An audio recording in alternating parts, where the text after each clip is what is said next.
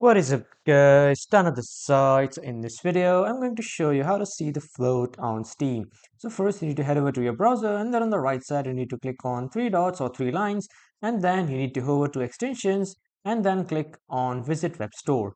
And from here in the web store you need to search for the CSGO extension by just typing CSGO float and then hit enter.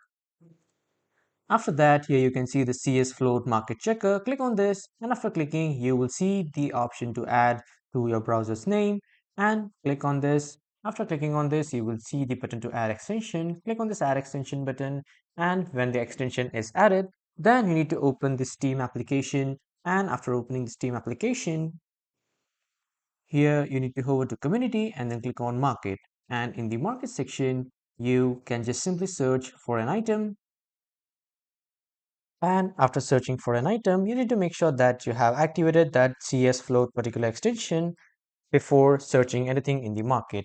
So this is how you can do it. That was all for this video, everyone. Thank you for watching.